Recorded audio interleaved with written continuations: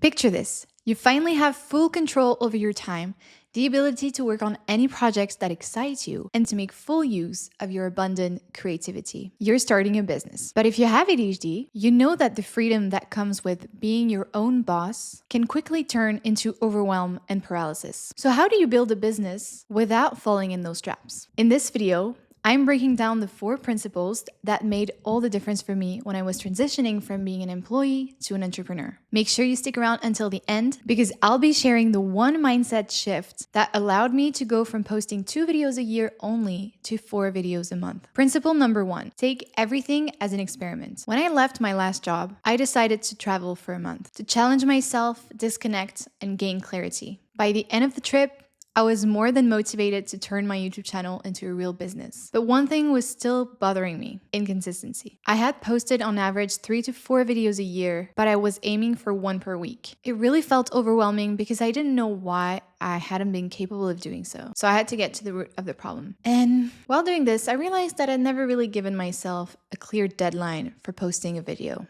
I just followed my instincts and more often than not fell into complete ADHD paralysis and perfectionism. So if I wanted different results, I had to change my approach. I decided to do something I've never tried before, an experiment. I would post once a week on Thursdays. The key here was to decide and trust that I could adjust it later on if I needed.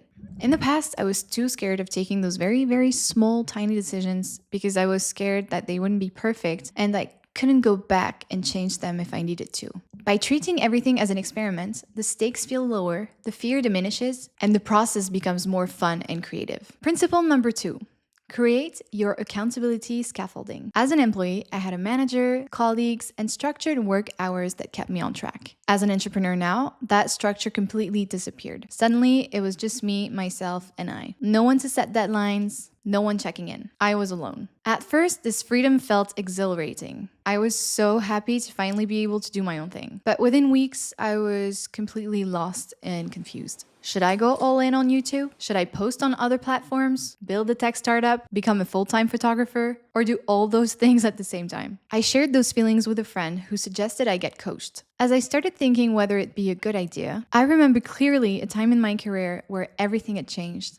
And that was back when I got coached. And the question is, why does it make such a big difference? Because I think seeing the same person week after week holds you accountable for making progress towards your goals. A coach can also help you prioritize your goals and define your vision with clarity so that you can start working on it instead of staying stuck in your head. I knew from past experience that this would yield way more value than its costs. Yes, coaching can be a bit expensive, especially when you're just starting out as an entrepreneur. But that's also why coaching can be so beneficial. When you pay attention. Because I am financially invested in the coaching and I know how much each session costs me. I come ready to ask questions, take notes, and just be fully invested in the coaching sessions. Simply put, I end up taking more action and make progress 10 times faster than I would on my own. So yeah, it's completely normal to feel lost when you start on your own. That's why it's crucial to create external accountability. Whether it's hiring a coach, joining a mastermind group, or simply checking in with a mentor or a friend, having someone to report to makes all the difference for us who have ADHD. One of the best tools I've found for accountability, especially for those who have ADHD, is FocusMate. It pairs you with a real person anywhere in the world who's also looking to stay focused. You pick a session length, 25, 50, 75 minutes, get matched instantly, share your goal, and then just do the work with your camera on. I've done over 500 sessions, and honestly, I wouldn't be able to get anything done without it. Instead of waiting for motivation,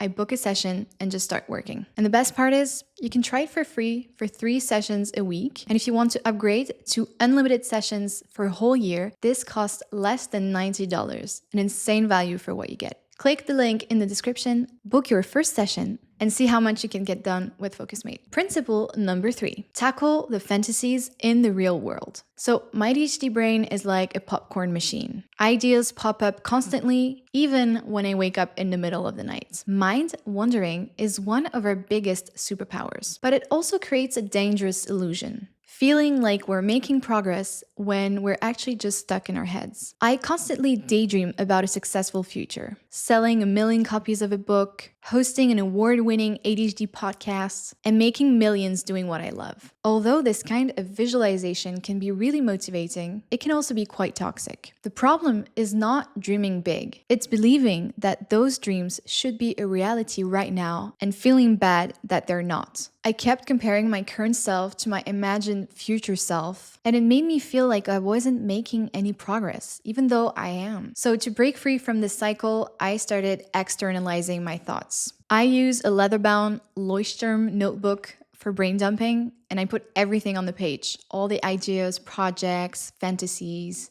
anything. Once they're written down, they don't seem that overwhelming anymore. I can actually decide which ideas to pursue and which ones to let go. And it actually turns my ADHD creativity into something enjoyable and actionable rather than just a burden I have to carry around all day long. If this video is resonating with you so far, don't forget to like the video and subscribe to the channel for more content like this. Now, this principle is one that has helped me so much in the past month, and that's principle number 4, adopt the athlete's mindset. Think about what an athlete does daily.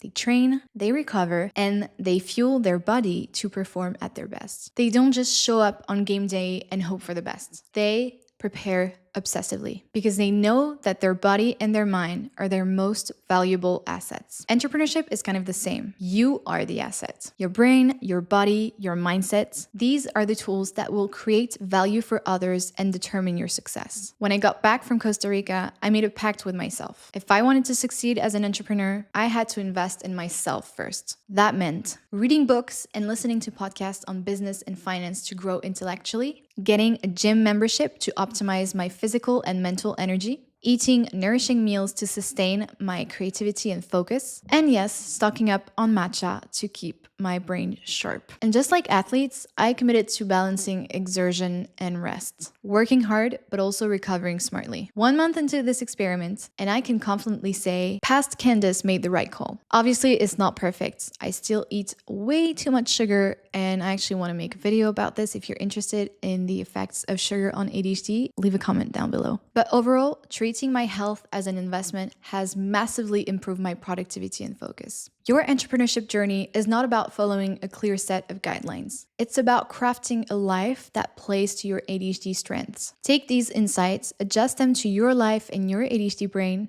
and use them as building blocks for an entrepreneurial life that truly energizes you. If you're also looking to invest in yourself and grow as an entrepreneur, one way to achieve this that I mentioned in this video is to become an avid reader. In my last video, I go through the 5 myths about reading that hold us back as ADHDers and how to overcome them. Feel free to check it out. Thank you for watching, and I'll see you in the next one. Bye.